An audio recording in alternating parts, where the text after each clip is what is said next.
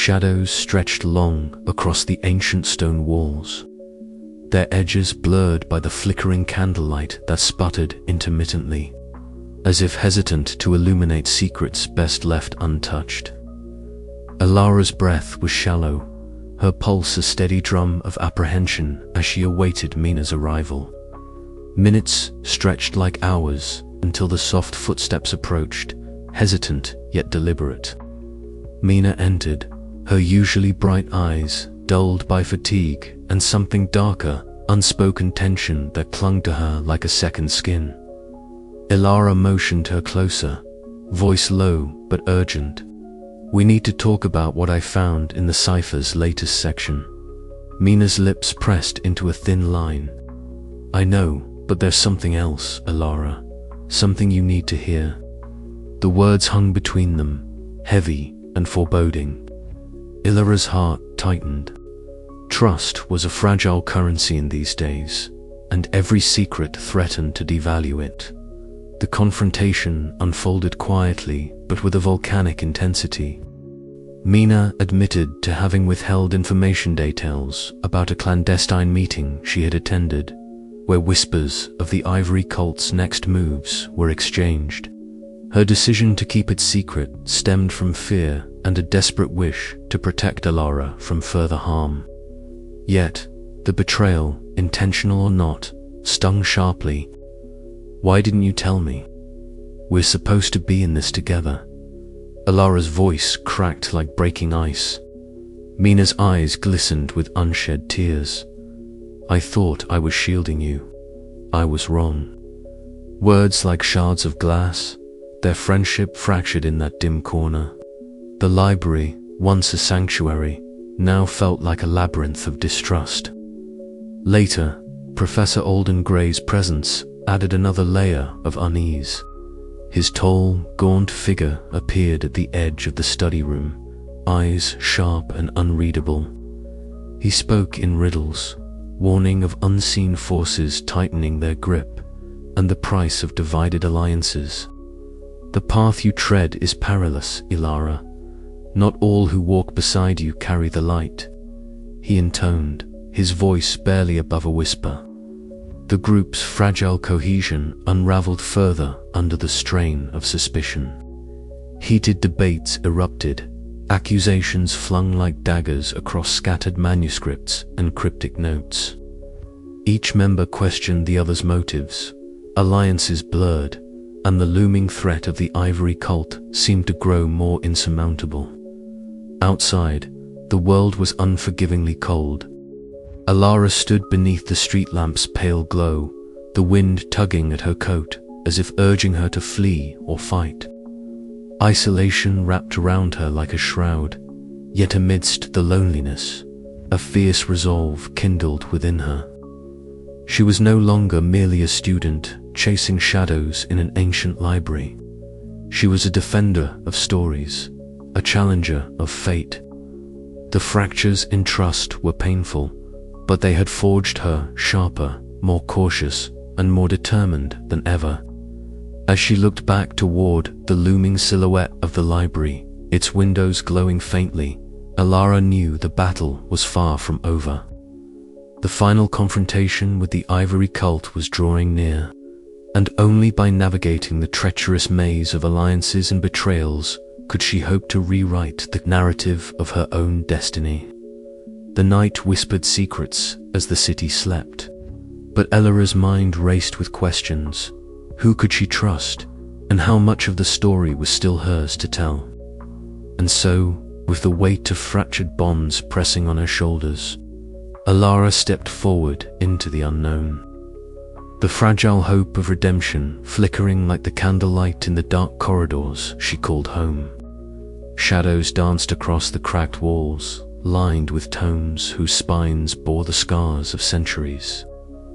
Ilara Whitlock sat opposite Professor Alden Gray, her eyes keen and searching beneath the weight of her round glasses.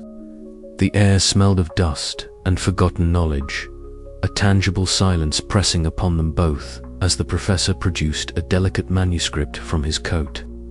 "This," Gray began, his voice low and measured, is the heart of the Ivory cult's philosophy.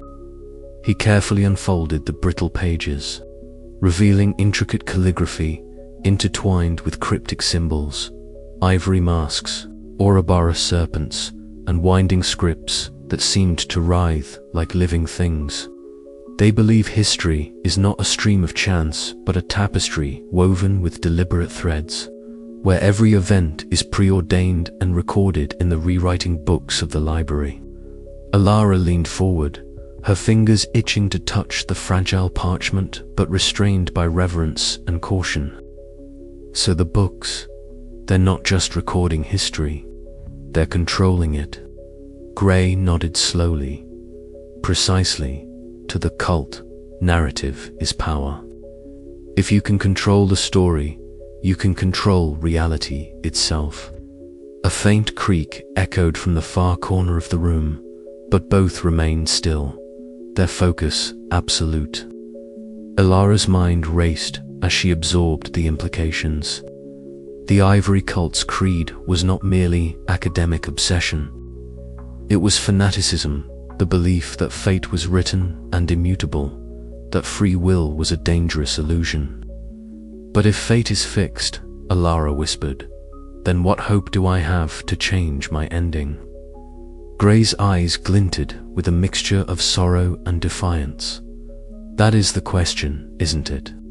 The cult believes in inevitability, but there are cracks even in the most meticulously written script. Their discourse carried them deeper into the night, touching on the cult's origins. Founded long ago by scholars who feared chaos and sought order through control, the Ivory cult had evolved into guardians of predestination, zealots convinced that history's course must not be altered.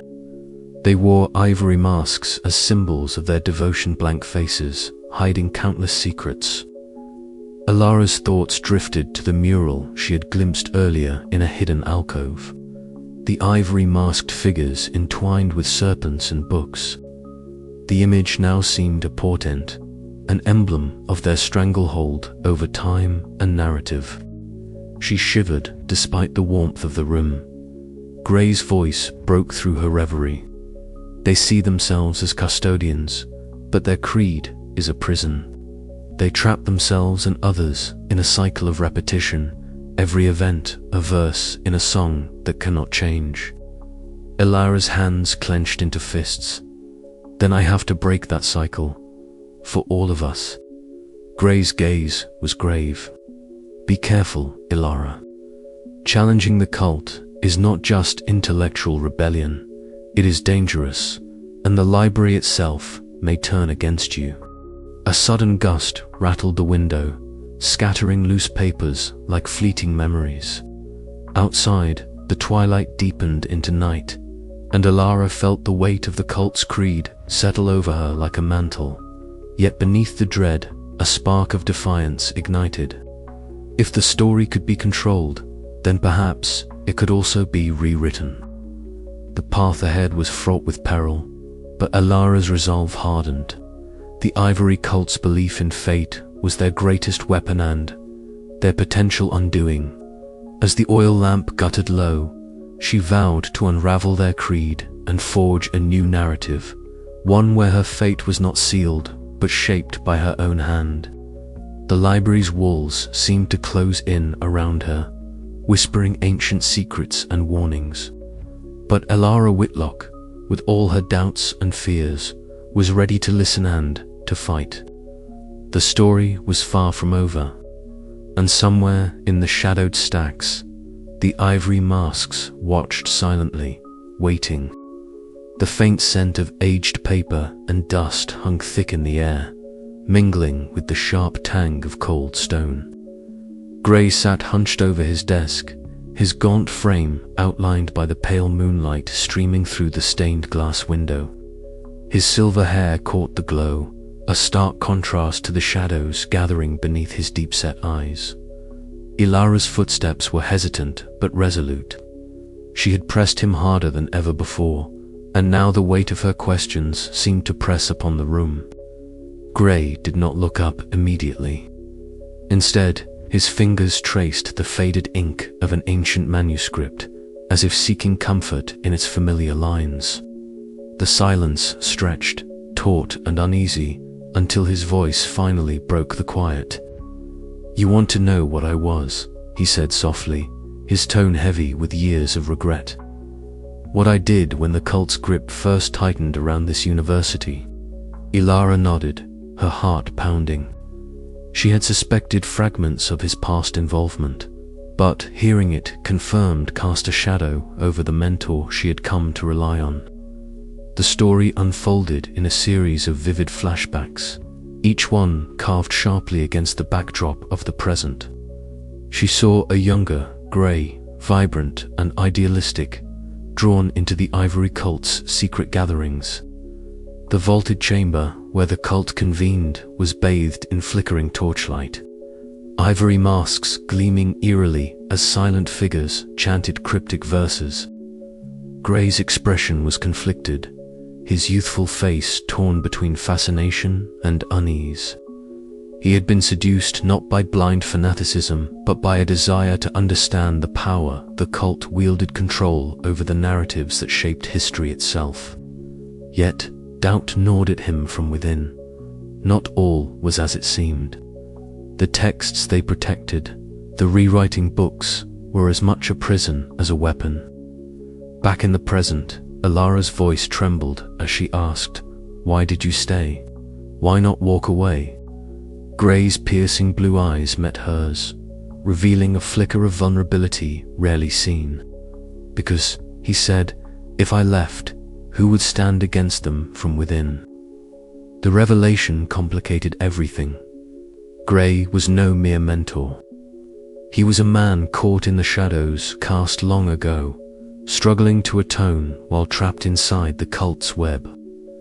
Later, as Ilara wandered the shifting labyrinth of bookshelves, the weight of history pressed down on her. The air buzzed softly with whispered secrets, the library alive with the restless murmurs of stories rewritten and futures rewritten anew. Doubt and determination warred within her chest. Could she trust Grey, whose past was intertwined with the very forces she sought to destroy? The question lingered, as elusive as the rewritten texts themselves. Yet, amid the uncertainty, a fragile hope stirred that knowledge, even when shadowed by betrayal, could still be a weapon to shape destiny. As the moon dipped lower, casting long shadows that danced like ghosts among the tomes, Ilara steeled herself. The battle for the narrative was far from over, and the lines between friend and foe blurred like ink bleeding through fragile parchment, but she would not falter. The story was hers to write, even if the final chapter remained unwritten. And somewhere deep within the library's heart, the ivory masks watched silently, their secrets waiting to be unearthed. The heavy silence of the library's restricted archives pressed in around her, punctuated only by the occasional flicker of candlelight that cast dancing shadows upon the ancient walls. Each word she deciphered from the final pages of the cipher felt like a cold hand tightening around her heart. The prophecy was clear, her death was not a distant possibility but an imminent certainty scripted with terrifying precision. She leaned back in the creaking wooden chair, her breath shallow, mind racing. The cipher's language was intricate, a labyrinth of symbols and coded warnings that finally converged on one chilling truth. The fatal crime predicted was her own murder, an event set to unfold within the very walls she now inhabited. The realization sent a shiver coursing down her spine, yet beneath the dread was a spark of fierce determination. If fate was penned by these rewriting books, then perhaps it could be rewritten. A sudden, soft voice broke the oppressive silence. "You should not linger here so long, Ilara. The deeper you delve, the darker the shadows become." Startled, Ilara turned to find Professor Alden Grey standing nearby, his gaunt frame silhouetted in the dim light. His silver hair shimmered like a halo, but his piercing blue eyes held a warning sharper than any blade. "The cipher you hold is more than a text," he continued, his tone low and gravelly. "It is a chain binding you to a destiny you might not escape without great cost." Ilara met his gaze steadily, the years of guarded wisdom in his eyes only fueling her resolve. "Then I will pay any cost. I refuse to be a passive character in this story. I will rewrite the ending." Professor Gray's expression softened briefly, a flicker of hope mingling with caution. "Very well. But be warned, those who seek to change their fate often awaken forces far beyond their control." Before Ilara could respond, the door burst open, and Mina Solis entered, breathless and wide-eyed. Clutched in her hands was a stack of encrypted notes she had uncovered in the digital archives. "Ilara, I think I found some clues hidden beneath layers of code that the cult didn't expect anyone to crack. This could be the key to rewriting the final act." A surge of gratitude and renewed hope filled Ilara's chest. "Show me," she urged, motioning to the scattered papers on the table. As they pored over the notes, the oppressive atmosphere was briefly lifted by their shared determination. Yet the threat lurking in the shadows remained palpable. From the depths of the stacks emerged a figure cloaked in darkness, Librarian Marlowe. His ivory mask caught the candlelight, gleaming ominously as he silently watched them, a living emblem of the Ivory cult's pervasive vigilance. Ilara's heart hammered against her ribs. The cult's presence was a constant reminder that her quest was not only intellectual but a dangerous battle for survival. Every step she took to alter the narrative risked provoking their wrath. Drawing a deep breath, Ilara closed the ancient tome and met her friend's eyes. The cipher's final message is a warning and a challenge. It tells of conditions I must fulfill to survive the breaking of a cycle forged in shadows. We have little time, and the stakes have never been higher. Mina nodded fiercely. "Then we fight not just for you, but for everyone trapped in this twisted story." Professor Gray stepped forward, placing a steadying hand on Ilara's shoulder. "Together, then, but beware, the final pages may demand sacrifices none of us can foresee."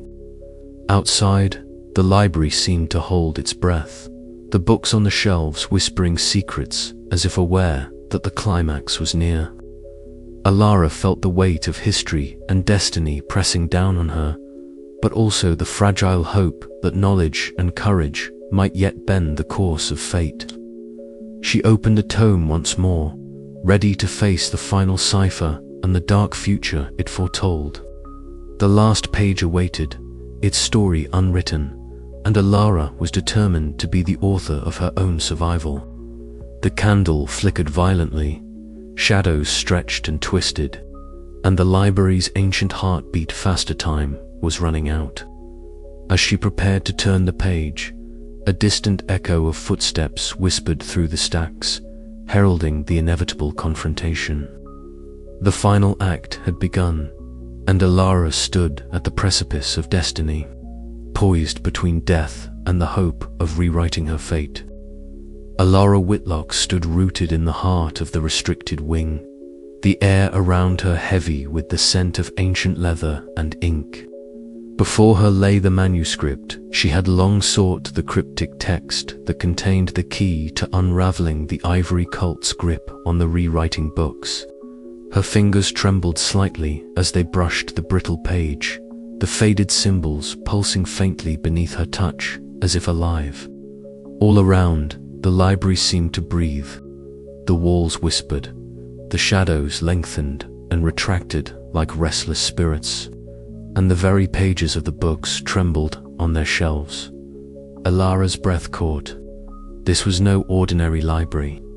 It was a nexus of time and narrative, a place where stories danced on the edge of reality. "Are you ready?" Mina Solis's voice broke through the silence, steady and reassuring.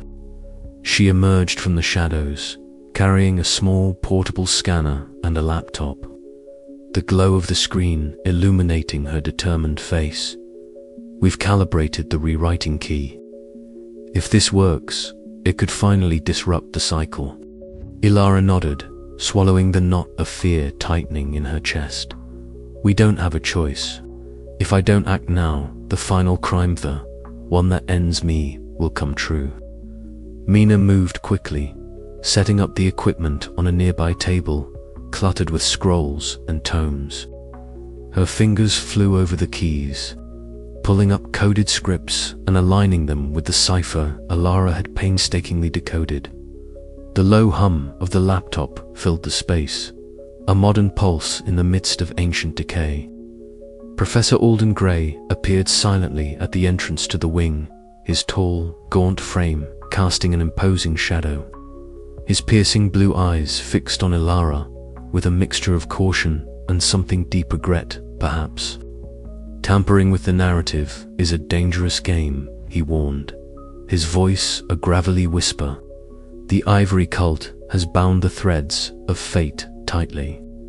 One wrong move, and the entire fabric could unravel beyond repair. Ilara met his gaze steadily. I understand the risk, but I can't live as a pawn to their story. I have to try. Grey sighed, a flicker of something like hope passing through his eyes. Then you'll need more than courage.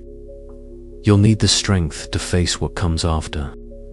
The librarian Marlowe appeared from the shadows, silent as a spectre.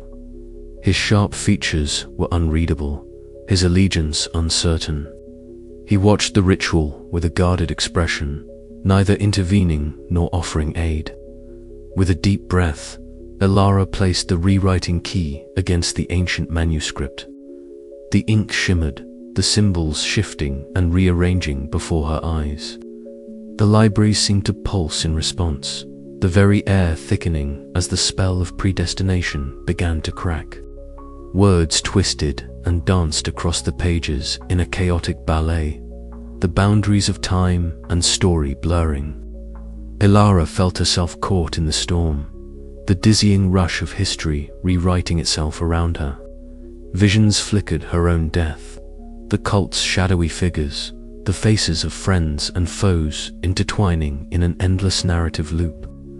Mina reached out, steadying Ilara's trembling hands. Hold on, we're disrupting their control. The chaos intensified, the library groaning under the strain. Books rattled on shelves, pages flying open and closed with frantic urgency. Yet, amidst the turmoil, Ilara's resolve crystallized. This was her story to write. As the last symbols settled into a new pattern, a fragile silence fell. The rewriting ceased. The library held its breath, but the victory was tentative. The cycle was broken, yet the consequences rippled outward in unpredictable waves. The Ivory cult's hold had weakened, but shadows lingered. Ilara exchanged a glance with Mina and Grey, her heart pounding with exhausted hope. We've bought time, she whispered, but the story isn't finished yet. Ilara Whitlock stepped cautiously into the gloom, the faint glow of phosphorescent script illuminating her path. The air was thick with the scent of aged parchment and something indefinably arcane, a mingling of dust and power that made her skin prickle. Ivory masks hovered silently in the shadows, suspended as if by magic, their blank faces gleaming faintly in the pale light. Each mask bore a different expression, serene, wrathful, inscrutable. They were the cult's silent sentinels, the haunting symbols of the Ivory cult's dominion over the library's rewriting books. Ilara's heart hammered as she realized she had reached the very heart of the labyrinth. From the darkness, figures emerged, cloaked and masked, their movements deliberate and measured. The leader stepped forward, a tall figure whose ivory mask reflected the flickering light like a mirror. His voice was a cold whisper that seemed to ripple through the air, echoing against the stone walls. You tread dangerous ground, Ilara Whitlock. The story is not yours to change.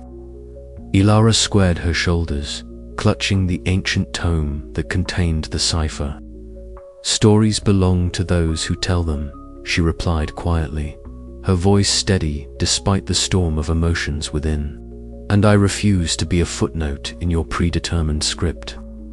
The chamber seemed to respond to her defiance.